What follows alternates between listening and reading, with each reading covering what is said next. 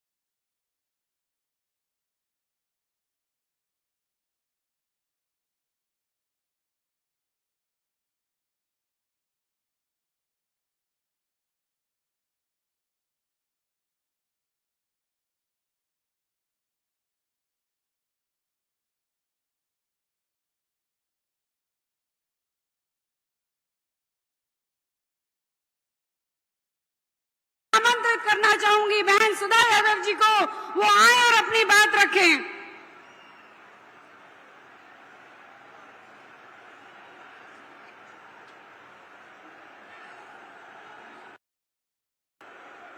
हरियाणा के बहुत ही यशस्वी लोकप्रिय हमारे मुख्यमंत्री आदरणीय नायब सैनी जी, अभी जिन्होंने अपना वक्तव्य इस मंच के ऊपर रखा, गुड़गांव से प्रत्याशी और केंद्र सरकार में मंत्री राव इंद्रजीत सिंह जी, महेंद्रगढ़ भिवानी के प्रत्याशी भाई धर्मवीर जी, इस मंच के ऊपर विराजमान भारतीय जनता पार्टी के सभी सम्मानीय पदाधिकारीगण, वरिष्ठ नेतागण, मंत्रीगण, विधायकगण और सभागार में उपस्थित आदरणीय बुजुर्गों, नौजवान साथियों, माताओं, बहनों और प्यारे बच्चों, छायाकार मित्रों, पत्रकार बंधुओं, हम सब लोग आदरणीय मोदी जी का दीदार करने के लिए और उनको सुनने के लिए यहाँ पर आए हैं।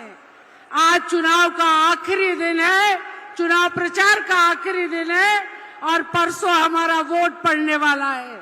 हेलीकॉप्टर आपने आता देख लिया और आपको मालूम चल चुका है कि चंद मिनटों के अंदर देश के यशस्वी प्रधानमंत्री, जो सबसे ज्यादा लोकप्रिय नेता हैं और सिर्फ देश में नहीं विदेशों में भी जिनकी लोकप्रियता है, ऐसे हमारे प्रधानमंत्री हमारे बीच में चंद पलों के अंदर आने वाले हैं। हम सब उनका भव्य स्वागत करेंगे, उनका अभिनंदन करेंगे और उनको यहाँ से आश्वस्त करके भेजेंगे कि तीसरी बार फिर से हरियाणा 10 के 10 कमल खिलाकर उनकी झोली में भेजेगा और एक कमल करनाल विधानसभा के अंदर भी खिलाएगा। हमने 10 के 10 लोकसभा जिताई 19 के अंदर, और 19 के अंदर जिताने के बाद इस समय के अंदर 5 वर्षों में जो देश की तकदीर और तस्वीर बदलने का काम देश के प्रधानमंत्री ने किया, वो किसी से छुपा हुआ नहीं है। आज विदेशों में भी हमारा डंका है। अगर हिंदुस्तान का झंडा लेकर के हमारे छात्र चलते हैं तो वहां पर दिखाई देता है कि युद्ध भी विराम हो जाता है और हमारे झंडे के सम्मान में लोगों को वहां से भेजा जाता है। ऐसी परिस्थितियां, यहाँ इतनी बड़ी संख्या में माताएं और बहनें आई हुई हैं, उनके लिए तो प्रधानमंत्री जी ने जितनी योजनाएं चलाई हैं, मुझे नहीं लगता इससे पहले कभी माताओं की, बहनों की इतनी सुध किसी ने ली होगी। मकान भी उनके नाम पर होगा, सिलेंडर भी उनको मिलेगा, हर घर में नल से जल भी मिलेगा, शौचालय भी मिलेगा, एलईडी लाइट भी मिलेगी, सब चीज महिलाओं के माध्यम से उनको मिलेगी। और जनधन के अकाउंट खुला करके हमारी बहनों को जो आवश्यकता थी उसे कोरोना काल के अंदर सीधे बैंक के अंदर पैसा ट्रांसफर करने का काम अगर किसी ने किया तो देश के यशस्वी प्रधानमंत्री आदरणीय नरेंद्र मोदी जी ने किया है। बहनों, ये पहला मौका है जब देश के प्रधानमंत्री ने हरियाणा की धरती से नारा दिया था, बेटी बचाओ, बेटी पढ़ाओ और बेटी को बढ़ाओ। तो उन्होंने बेटी को बढ़ाते हुए सेना के अंदर भी परमानेंट कमीशन उनको मिले। बिहारी बच्चियां बॉर्डर के ऊपर भी जाकर के आज इस देश की रक्षा करने में लगी हुई हैं। और इतना ही नहीं, हमारी बच्चियां आज फाइटर प्लेन उड़ाने लग रही हैं। और याद करके देखिए, इस बार के 26 जनवरी के उस दिन को जब आपने टीवी के माध्यम से गणतंत्र दिवस की परेड को देखा होगा तो आपने देखा था कि मोटरसाइकिल के ऊपर जो करतब दिखाए जाते थे वो करतब भी इस बार हमारी बेटियों ने करके दिखाए हैं। ऐसा अवसर, जब हम समानता की बात करते हैं तो ये समानता का अवसर अगर किसी ने दिया वो देश के यशस्वी प्रधानमंत्री आदरणीय नरेंद्र भाई मोदी ने किया है। मैं विपक्षियों का कई बार देखती हूँ घोषणा पत्र, वो महिलाओं को बरगलाने का काम कर रहे हैं कि हम सालाना 1 लाख रुपया देंगे। ना तो बजट है उनके पास, न नीयत है उनके पास, न नेतृत्व है उनके पास, न सोच है उनके पास। और हमारे पास में नीयत भी है, नेतृत्व भी है, हमने करके दिखाया है और इस देश को आगे बढ़ाने का काम किया है। महेंद्रगढ़ जिला, जिसे आज से 20 साल पहले कभी पिछड़ा हुआ जिला कहते थे, आज वो 3, साढ़े 3 और 4 घंटे के अंदर चंडीगढ़ की दूरी को पूरा करता है। ऐसा हाईवे इसी सरकार ने बना कर दिया। अभी राव साहब ने बताया आपको कि लॉजिस्टिक हब बनाने का काम भी यहाँ पर हुआ है। यहाँ पर नहरों के द्वारा पानी देने का काम भी हुआ है, बिना खर्ची के, बिना पर्ची के, योग्यता के आधार पर इस पिछड़े इलाके के बालकों को नौकरी मिलने का भी काम हुआ है। इसलिए बंधुओं, जो काम हमारी सरकार ने किए हैं, अगर उन कामों को हम गिनने लगेंगे तो एक लंबी फेहरिस्त है। लेकिन जो काम उन्होंने किए हैं, उन्होंने जहां पर गरीब की चिंता करी, जहां पर युवाओं की चिंता करी, जहां पर महिलाओं की चिंता करी, जहां पर पिछड़ों की चिंता करी, जहां पर दलितों की चिंता करी, वहीं पर देश को विकसित राष्ट्र बनाने का भी काम किया है। और विकसित राष्ट्र बनाने के साथ साथ विदेशों के अंदर भी परचम फहराने का काम किया है। ऐसे यशस्वी प्रधानमंत्री आज हमारे बीच में पधार रहे हैं। हम सब उनको सुनने के लिए आए हैं और हमेशा ही इच्छा रहती है कि प्रधानमंत्री जी को हम लोग सुनते रहे, तो वो हमारे बीच में आ रहे हैं। हम उनका भव्य स्वागत भी करेंगे और स्वागत के साथ साथ उनको आश्वस्त करके भेजेंगे कि आप यहाँ से निश्चिंत होकर के जाइए कि 25 तारीख का दिन होगा, कमल का निशान होगा और एक एक वोट कमल के निशान के ऊपर पड़ेगी। इन्हीं शब्दों के साथ आपका बहुत बहुत आभार, आपका बहुत बहुत धन्यवाद। बहुत बहुत धन्यवाद सुधा बहन। और वो प्रतीक्षा की घड़ियां खत्म हो गई हैं और अब आपके बीच में हमारे यशस्वी प्रधानमंत्री जी किसी भी समय पहुंचने वाले हैं। एक बार जोरदार नारा लगा दो, भारत माता की, भारत माता की। इस बार मोदी सरकार, हर बार मोदी सरकार, भारत माता की। करो करो, बाप से लड़ो लड़ो, आगे तुम बढ़ो बढ़ो।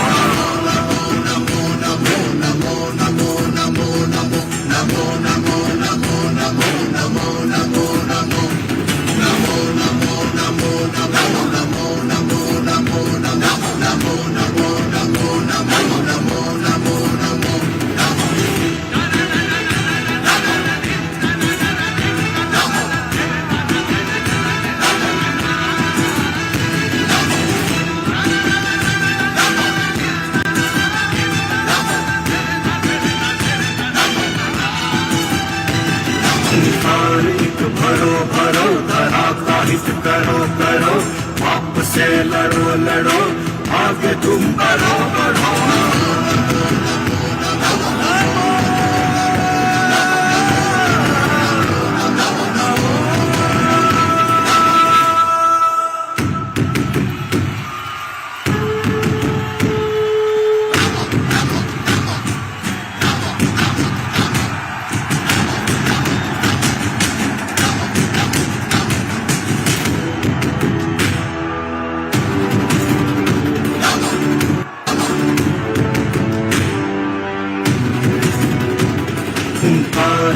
भरो भरो, धरा का हित करो करो, बाप से लड़ो लड़ो, आगे तुम बढ़ो बढ़ो।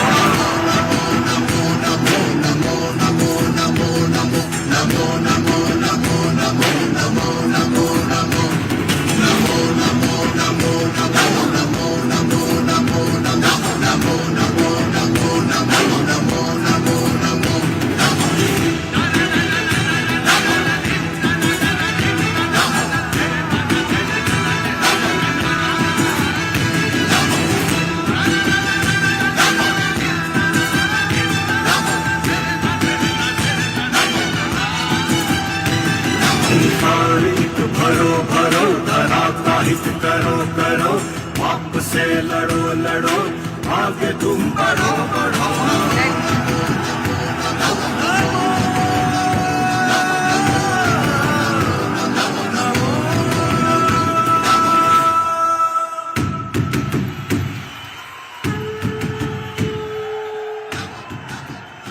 भारत माता की, भारत माता की।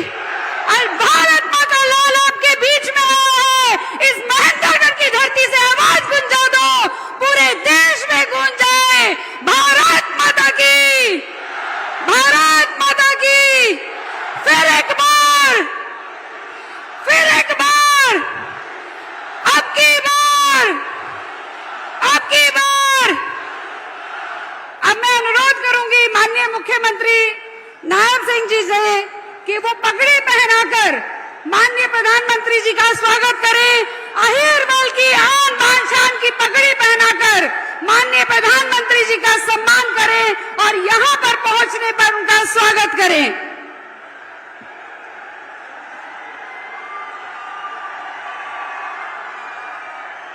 भारत माता की। अब मैं अनुरोध करना चाहूंगी गुड़गांव से सांसद राव इंद्रजीत सिंह से कि वो गदा देकर माननीय प्रधानमंत्री जी का सम्मान करें। करो करो, पाप से लड़ो लड़ो, आगे तुम बढ़ो बढ़ो। मेरा अनुरोध है महेंद्रगढ़ से सांसद चौधरी धर्मवीर जी से कि वो परमहंस बाबा जयराम दास जी की छवि भेंट करें प्रधानमंत्री मोदी जी को। बाबा यहाँ के सिर कहना चाहूंगी कि वो बड़ी माला से प्रधानमंत्री जी का स्वागत करें। बहन सुधा जी, संतोष जी, बबीता जी, किरण जी, अनीता जी।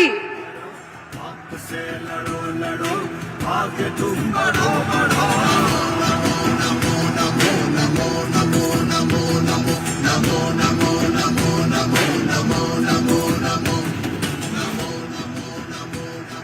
अब स्वागत के लिए मैं आमंत्रित करना चाहूंगी हमारे यशस्वी मुख्यमंत्री नायब सैनी जी से।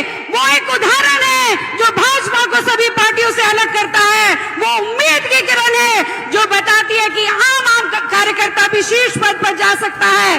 धर्म क्षेत्र से आते हैं, मुख्यमंत्री के धर्म का पालन कर रहे हैं और उनके धर्म पर पूरा हरियाणा विश्वास कर रहा है। पहले कुरुक्षेत्र में जलवा दिखाया और अब पूरे हरियाणा में जलवा दिखा रहे हैं। मैं आमंत्रित करना चाहूंगी हरियाणा के यशस्वी मुख्यमंत्री श्री नायब सैनी जी को।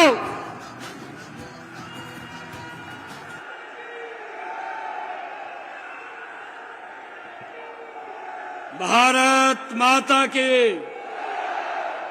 भारत माता के। मंच पर विराजमान दुनिया के लोकप्रिय नेता, भारत के यशस्वी प्रधानमंत्री, परम आदरणीय नरेंद्र मोदी जी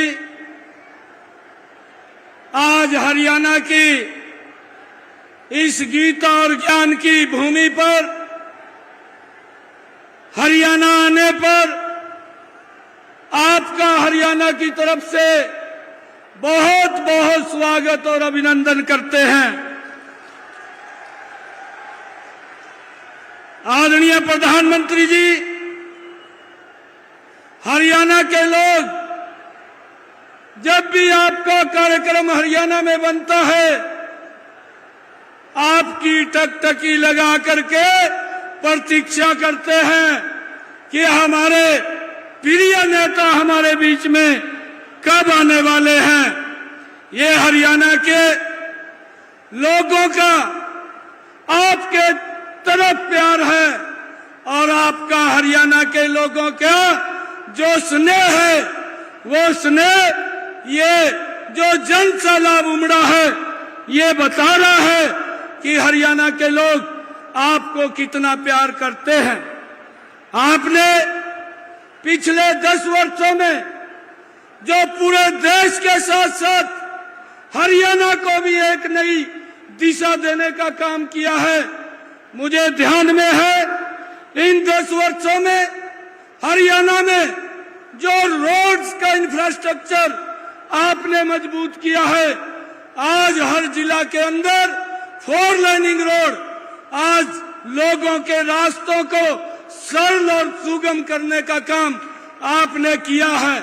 मैं देखता हूं महेंद्रगढ़ भिवानी से अगर चंडीगढ़ जाना होता था 2014 से पहले तो हमें 8 घंटे 9 घंटे लगते थे। आज आपने एक नया भारत बनाने का जो काम किया है, आज अगर महेंद्रगढ़ से हम जाते चंडीगढ़ तो मात्र 2.5-3 घंटे में हम चंडीगढ़ पहुंच जाते हैं।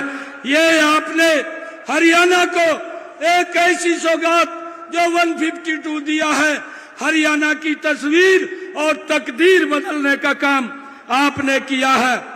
आदरणीय प्रधानमंत्री जी, आपके नेतृत्व में ये डबल इंजन की सरकार ने जो हरियाणा में एक नई दिशा और दशा तय की है, आज मैं देखता हूं कि हरियाणा के अंदर जो युवा जिनके अंदर है विश्वास 2014 से पहले था कि नौकरी किसी मुख्यमंत्री के चक्कर काटने से मिलेगी, किसी मंत्री के चक्कर काटने से मिलेगी, आज वो सिस्टम आपने बनाया है कि आज बिना पर्ची बिना खर्ची के हरियाणा के अंदर ईमानदारी से रोजगार देने का काम ये आपकी सरकार ने किया है। आज किसी माँ बाप को जमीन बेचने की आज आवश्यकता नहीं है। जो 2014 से पहले जमीन बेच करके नौकरी मिलती थी, आज लोगों को इस बात का बड़ा संतोष है। आदरणीय प्रधानमंत्री जी, आज पूरा देश एक ही बात आपके नेतृत्व में बोल रहा है कि अब की बार 400 पार सीटें दे करके तीसरी बार आपको प्रधानमंत्री बनाने का काम करेंगे। और उसी कड़ी में जब मैं हरियाणा के अंदर देखता हूँ, हरियाणा के लोगों का जो जोश है, जो आपके प्रति प्रेम है, हरियाणा के 10 के 10 कमल के फूल और एक विधानसभा का कमल का फूल खिला करके जो हमारी संस्कृति में भी है कि 11 का अंक एक शुभ अंक होता है और वो 11 कमल के फूल आपको देने का काम 4 जून को हमारे हरियाणा के लोग करेंगे। आप यहाँ पधारे हैं, मैं हरियाणा की तरफ से पुनः आपका बहुत बहुत स्वागत करता हूँ, क्योंकि ये जन सैलाब जो ठाठा मारता हुआ आज यहाँ पाली गांव में एकत्र आया है, आपको सुनना चाहता है। आपने चाहे हरियाणा में हमारे एम्स देने की बात अभी पिछले दिनों की है, और गुरुग्राम के अंदर द्वारका एक्सप्रेसवे, जिससे हरियाणा के लोगों को तो लाभ मिला है, परंतु हरियाणा से बाहर के लोगों को भी उसका बड़ा लाभ मिल रहा है। मैं आपका बहुत बहुत स्वागत और धन्यवाद करता हूं। आप यहाँ आए हैं और आपको ये विश्वास हरियाणा की तरफ से दिलाते हैं कि 11 के 11 कमल के फूल 4 जून को आपकी झोली में डालने का काम करेंगे। आप सबका बहुत बहुत धन्यवाद। जय हिंद, जय भारत, जय भारत। बहुत बहुत धन्यवाद मुख्यमंत्री जी। और अब वो समय आ गया है जिसकी आप बहुत देर से प्रतीक्षा कर रहे थे, लेकिन मैं आज आपके माध्यम से हरियाणा की जनता को एक अपील करना चाहती हूँ कि जो नहीं हुआ इस बार हो जाए, कि जो नहीं हुआ इस बार हो जाए। ऐसा बटन दबाना कि दुनिया में जय जयकार हो जाए, उन लोगों की इस तरह से हार हो जाए।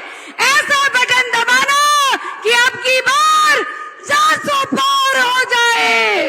अब मैं आमंत्रित करना चाहूंगी भारत माँ के लाल को, जिनको इस देश की जनता ने चाणक्य बनकर चंद्रगुप्त की तरह देश की भागदौड़ सौंपी है।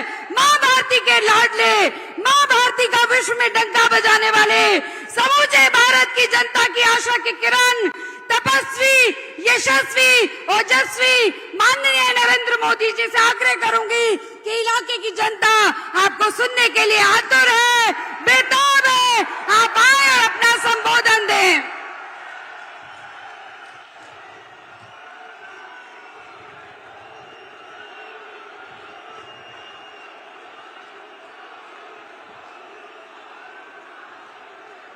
भारत माता की, भारत माता की। राम राम भाई साराय ने।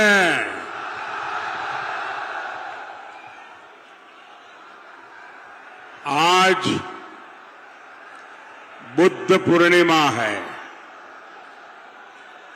मैं समस्त देशवासियों को अनेक अनेक शुभकामनाएं देता हूं। मैं श्रद्धेय गुरु जयराम दास, चमन ऋषि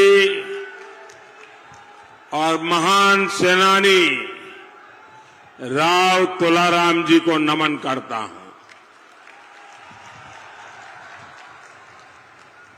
मैं रेजांगला के शहीदों और अहिरवाल की इस भूमि को प्रणाम करता हूं।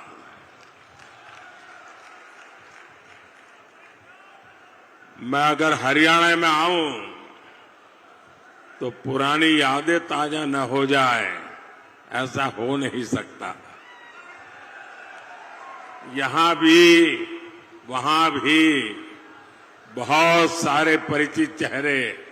सौभाग्य रहा, इस मिट्टी ने भी मुझे गढ़ा है।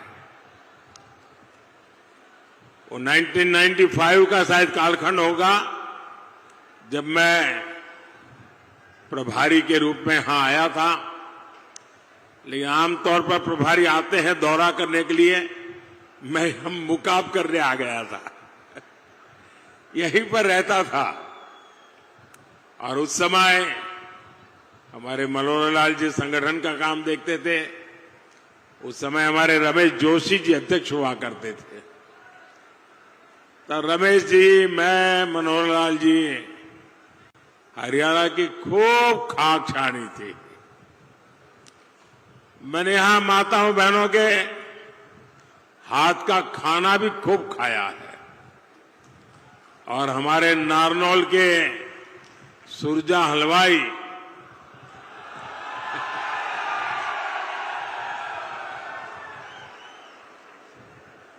और महेंद्रगढ़ की मिठाई, शायद इसी के कारण ये हमारा राबिला डायबिटिक हो गया। लेकिन अब भी वो इतनी अच्छी बनती है ना सब कुछ। हाँ। और गर्मी की सीजन में एक गिलास राबड़ी, मोटी मोटी रोटी और एक प्याज सारी भूख मिटा देता था। जीत सीधा सादा खाना, वो मेरा हरियाणा।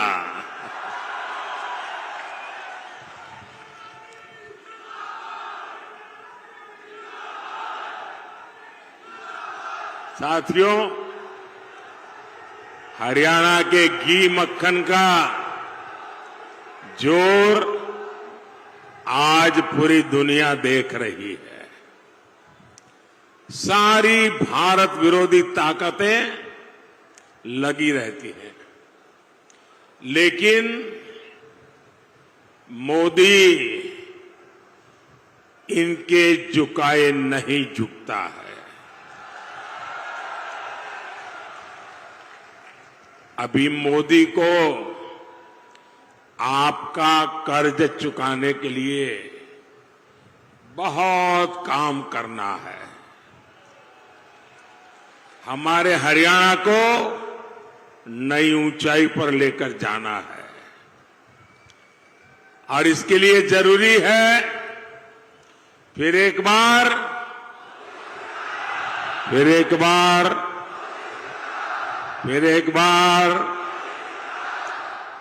साथियों, ये चुनाव देश का प्रधानमंत्री चुनने का चुनाव है।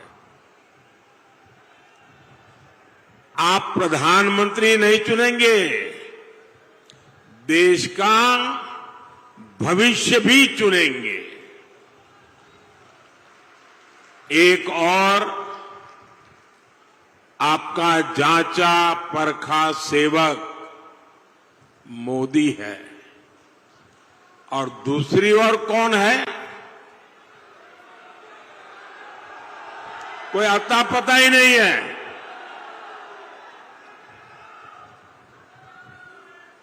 और हरियाणा के लिए तो मोदी मतलब शायद यहां हरियाणा में आपको कम से कम 5,000 लोग ऐसे मिल जाएंगे जो दूर से चिल्ला सके, मोदी जी जरा रुक जाओ, ऐसे कहने वाले 5,000 लोग मिल जाएंगे।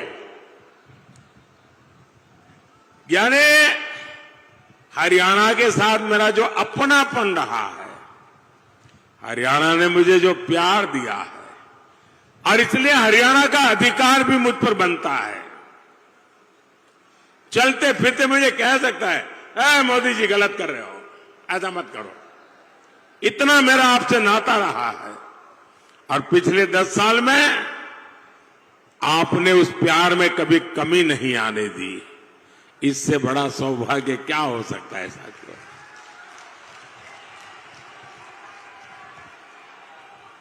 और ये इंडिया अलायंस वालों का हाल तो ऐसा है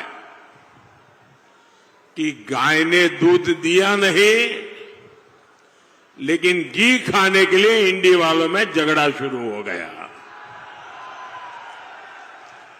अब ये लोग कह रहे हैं हर साल एक आदमी भारत का प्रधानमंत्री होगा, 5 साल 5 पीएम। आप मुझे बताइए, ऐसे देश चलेगा क्या?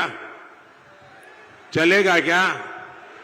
और हमारे हरियाणा के लोगों में तो ग्रामीण भाषा में चौपाल में बैठ करके जो ठहाके लेने की ताकत है ना, मुझे पक्का विश्वास है कि 5 साल में 5 प्रधानमंत्री 5,000 चुटकुले हरियाणा वाले बना देंगे।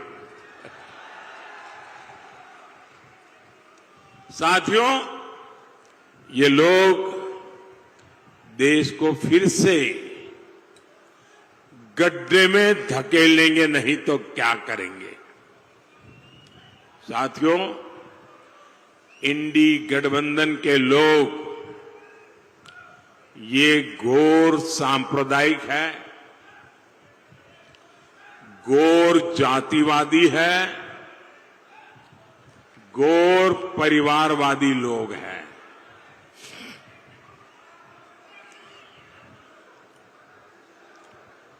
अरे वो ताऊ जी को परेशान मत कर रहे भाई, हाँ थोड़ा इधर उधर हो जा रहे हैं।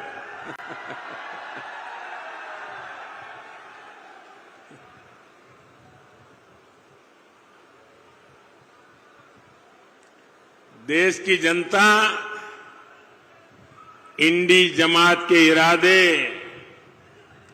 पहले ही भांप चुकी है, इसलिए इनका ये हाल हुआ है।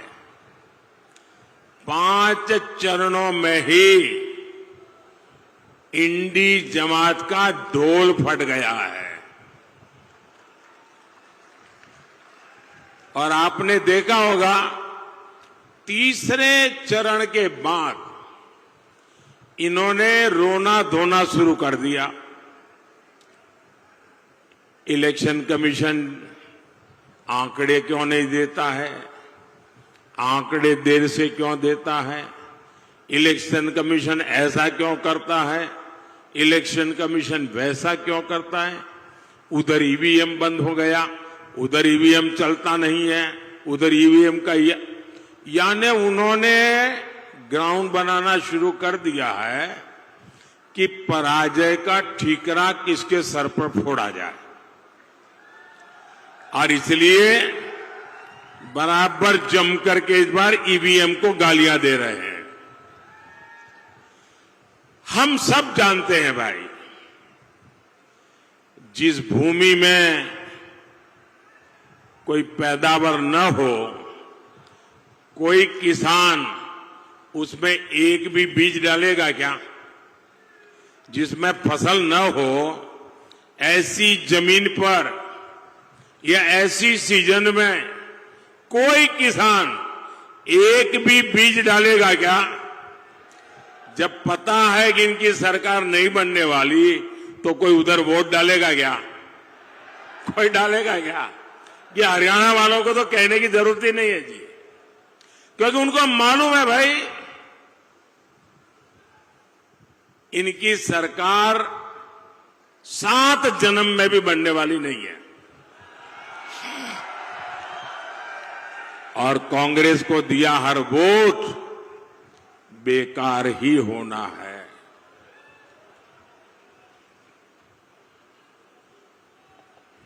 इसलिए आपको सरकार बनाने के लिए वोट करना है। और सरकार किसकी बनने जा रही है?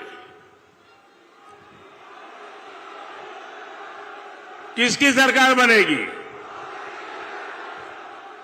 बच्चे बच्चे को पता है किसकी सरकार बनेगी। साथियों, 24 के इस चुनाव में पूरा देश कांग्रेस की सच्चाई जान गया है। कांग्रेस और इंडी वालों के लिए कि बचे हुए भारत पर भी पहला अधिकार मुसलमान का है।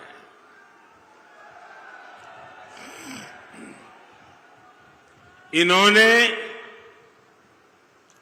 एससी, एसटी, ओबीसी इनको जो बाबा साहब आंबेडकर ने आरक्षण दिया है, भारत के संविधान ने जो आरक्षण दिया है, इसको छीन करके वे वोट जिहाद करने वाले लोगों को देना चाहते हैं। आपने कल अखबारों में देखा होगा, टीवी पर देखा होगा, सोशल मीडिया में देखा होगा, बंगाल की हाईकोर्ट का जजमेंट आया है और बंगाल में भी इंडी जमात का एससी, एसटी, ओबीसी के आरक्षण के खिलाफ उनका जो षड्यंत्र है, आरक्षण विरोधी उनकी जो मानसिकता है, उसका भंडा फूट गया है। बंगाल में इन लोगों ने क्या किया? बंगाल में इन लोगों ने मुसलमानों को रातों रात ओबीसी के सर्टिफिकेट दे दिया था। जो आरक्षण ओबीसी को मिलना चाहिए वो सारा का सारा मुसलमानों को, और वो भी घुसपैठियों में बांटा जा रहा था। हाई कोर्ट ने बंगाल में पिछले 10-12 साल में मुसलमानों को दिए सारे ओबीसी सर्टिफिकेट रद्द कर दिए। अब आप देखिए, कोर्ट न होती तो क्या होता? ये पिछड़े समाज के लोग करते क्या? ये मेरे दलित भाई बहन क्या करते हैं? ये मेरे आदिवासी भाई बहन क्या करते हैं? लेकिन साथियों, आप ये इंडी जमात वालों की मानसिकता देखिए। बंगाल की सीएम ने घोषणा कर दी है कि वो हाईकोर्ट का फैसला नहीं मानेगी। वो मुसलमानों को ओबीसी का आरक्षण देकर रहेगी। आप मुझे बताइए, कांग्रेस हो, टीएमसी हो, इंडी गठबंधन के सारे दल तो अपने वोट बैंक के साथ डटकर खड़े हो गए हैं। फिर आपके साथ, हरियाणा के साथ कौन खड़ा होगा? कौन खड़ा होगा? इसलिए मैं हरियाणा के हर एससी, हर एसटी, हर ओबीसी को भरोसा देने आया हूं, जब तक मोदी जिंदा है, कोई माई का लाल, दलित का, आदिवासी का, पिछड़ों का आरक्षण छीन नहीं सकता है। वंचितों का जो अधिकार है, मोदी उसका चौकीदार है। और भाइयों बहनों, ये चुनावी भाषण नहीं है, ये मोदी की गारंटी है। साथियों, अपने वोट बैंक को खुश करने के लिए इंडी गठबंधन वाले कुछ भी कर सकते हैं। हमारे यहां हरियाणा में हर कोई दिन में 200-400 बार राम राम बोलता है। हर 10 कदम पर वो राम राम बोलेगा ही बोलेगा। राम राम के बिना हरियाणा में कोई काम होता है क्या? लेकिन कांग्रेस का बस चले तो हरियाणा में राम का नाम लेने वालों पर ये लोगों को गिरफ्तार कर ले। कांग्रेस पूरे देश से ही राम को हटाना चाहती है। कांग्रेस जब तक सत्ता में रही उसने राम मंदिर नहीं बनने दिया। कांग्रेस ने राम मंदिर प्राण प्रतिष्ठा तक का बहिष्कार कर दिया। और अब तो शहजादे के सलाहकार ने तो एक और बड़ा खुलासा किया है। कांग्रेस अब अगर सत्ता में आई तो राम मंदिर पर ताला लगाने की फिराक में है। कांग्रेस चाहती है कि हरियाणा के लोग रामलला के दर्शन तक नहीं कर पाए। वो रामलला को फिर से टेंट में भेजना चाहते हैं। क्या हरियाणा के लोग ऐसा होने देंगे क्या? रामलला को फिर से अपमानित करेंगे क्या? क्या ऐसे लोगों को मेरा हरियाणा जवाब देगा कि नहीं देगा? हर बूथ में चुन चुन करके उनको साफ करेगा कि नहीं करेगा? साथियों, कांग्रेस हमारी आस्था का ही नहीं, हमारे तिरंगे का भी अपमान करती है। 370 के नाम पर कश्मीर को देश से अलग किसने रखा? किसने रखा? 70 साल तक कश्मीर में तिरंगा किसने नहीं फहरने दिया? आज ये लोग कह रहे हैं ये सत्ता में आए तो फिर से 370 वापस लाएंगे। क्या हम कश्मीर के हुए बलिदानों को बेकार जाने देंगे क्या? बेकार जाने देंगे क्या? कांग्रेस के मंसूबों को क्या हरियाणा कामयाब होने देगा क्या? साथियों, कांग्रेस ने देश के पूर्व फौजियों के साथ भी धोखा किया, एक्स सर्विसमैन के साथ धोखा किया। उन्हें दशकों तक पूर्व फौजियों को 1 रैंक 1 पेंशन नहीं मिलने दी। कांग्रेस झूठ बोलती थी कि ओआरओपी 1 रैंक 1 पेंशन, उसके लिए 500 करोड़ रुपया पूर्व फौजियों को देंगे। अब ये चुनाव जीतने के लिए पूर्व सैनिकों के साथ धोखा किया गया और कांग्रेस के जहन में सेना के प्रति, सैनिकों के प्रति नफरत का भाव भरा पड़ा है। और 1962 में पंडित नेहरू की जो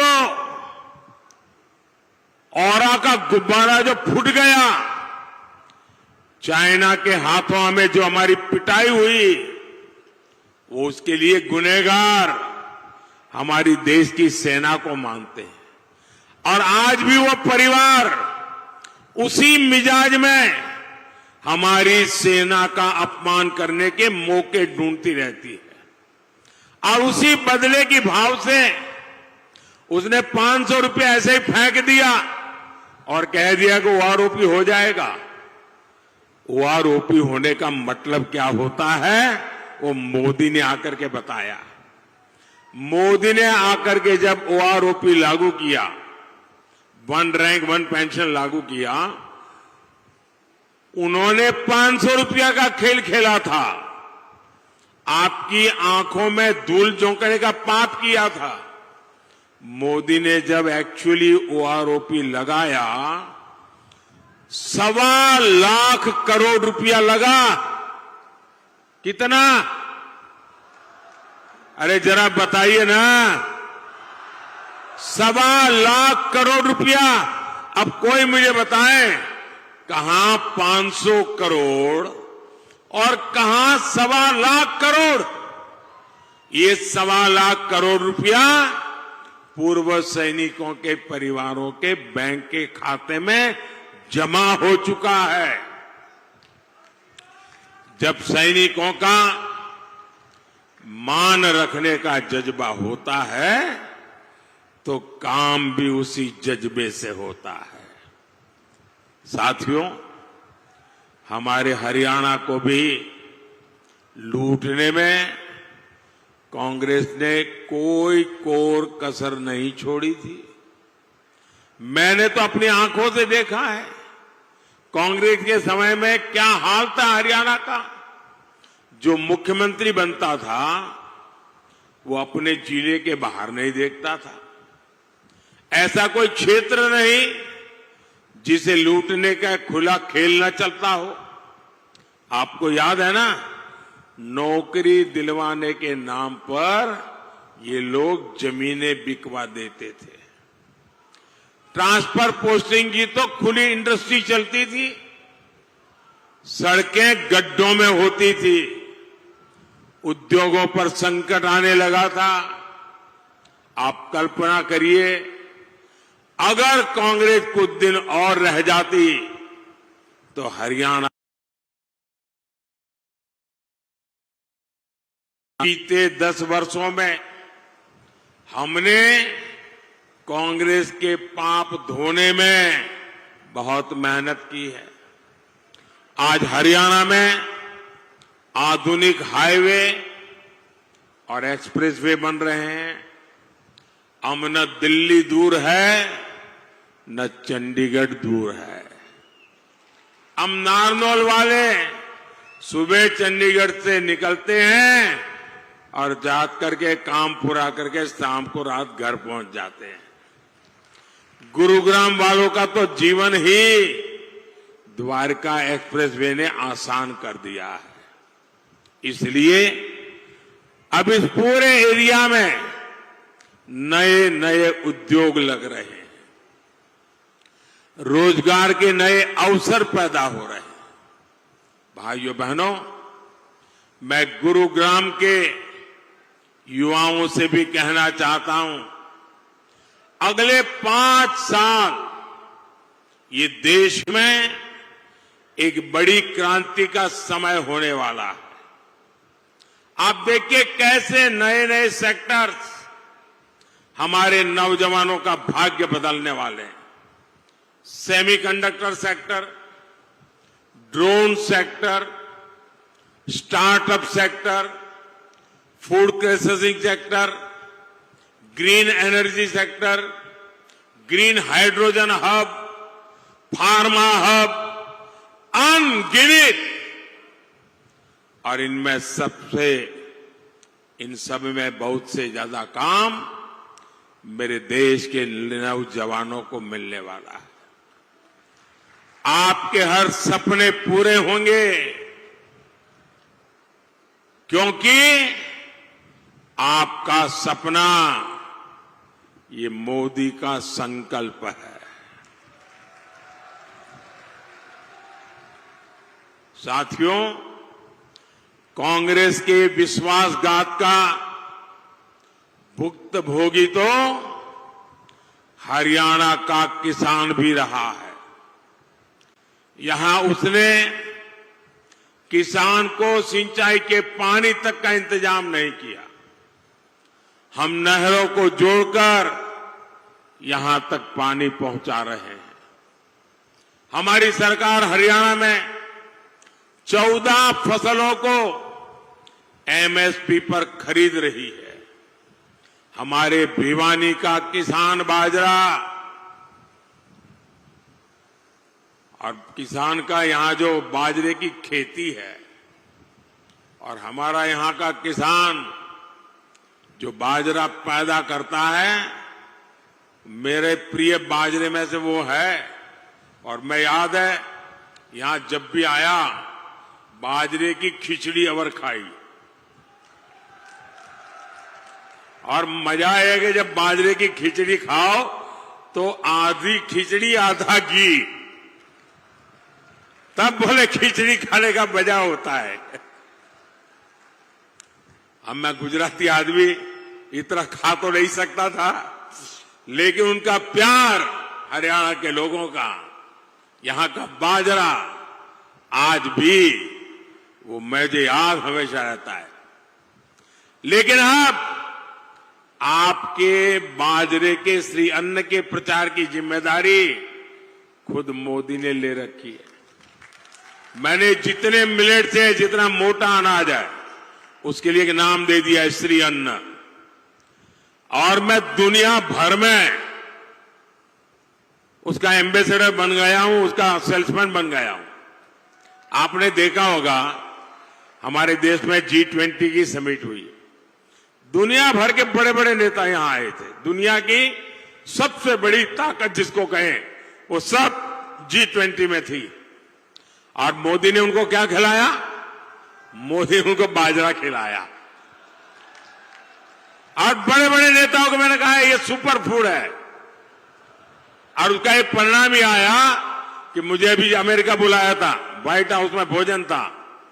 व्हाइट हाउस में उस दिन काफी लोगों को उन्होंने खाने पे बुलाया था, देश भर के लोगों को, और सबको उन्होंने बाजरा खिलाया व्हाइट हाउस में, अमेरिका में।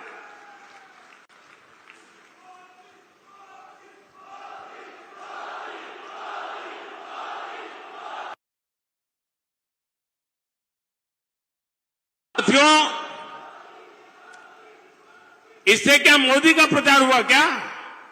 इससे प्रचार हुआ हरियाणा का, हरियाणा के किसानों का, हरियाणा के बाजरे का। साथियों, इस क्षेत्र के विकास के लिए हमने चौधरी बंसीलाल जी के साथ मिलकर सरकार चलाई थी। चौधरी बंसीलाल भिवानी महेंद्रगढ़ के विकास के लिए कटिबद्ध थे। और मुझे मेरा सौभाग्य रहा, चौधरी बंसीलाल जी से मेरी बड़ी निकटता रही। और वो रात को देर तक जागने के आदी थे, तो कभी कभी हमारी मीटिंग रात को 1 बजे के बाद शुरू होती थी और कभी कभी सुबह सुबह तक चलती थी।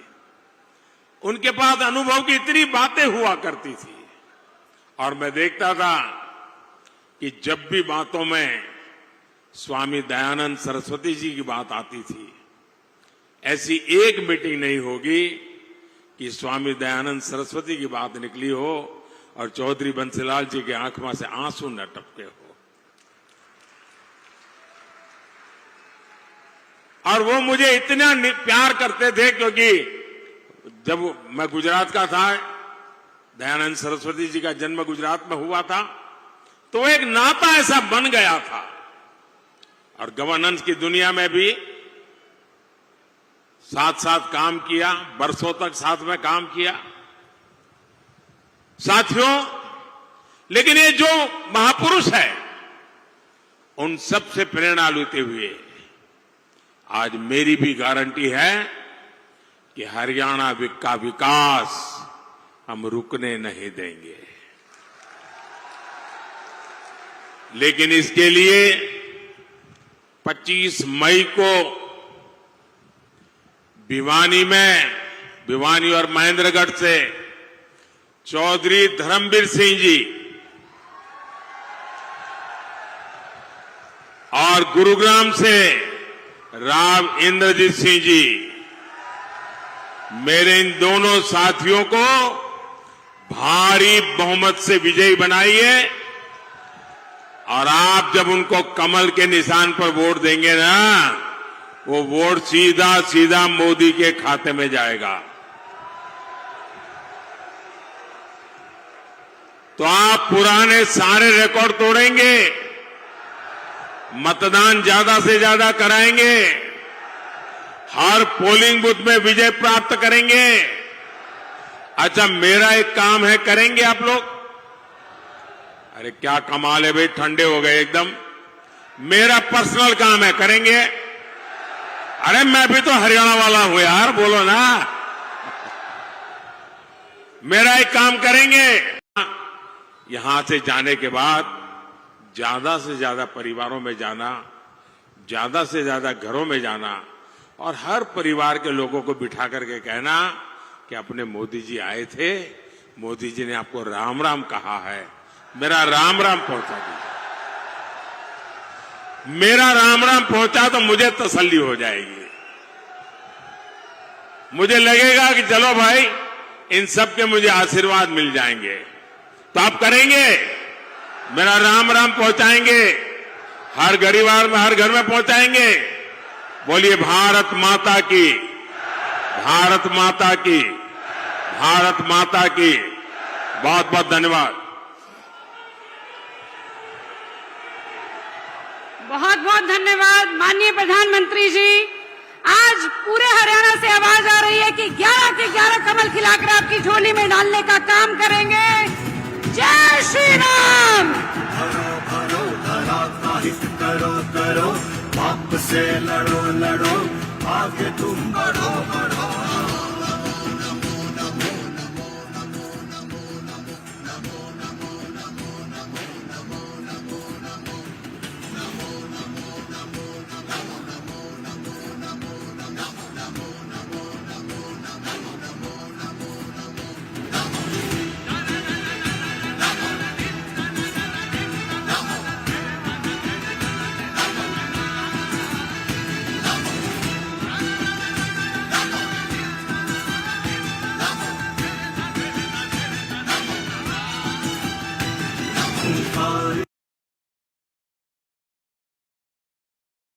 पाप से लड़ो लड़ो, आगे तुम बढ़ो।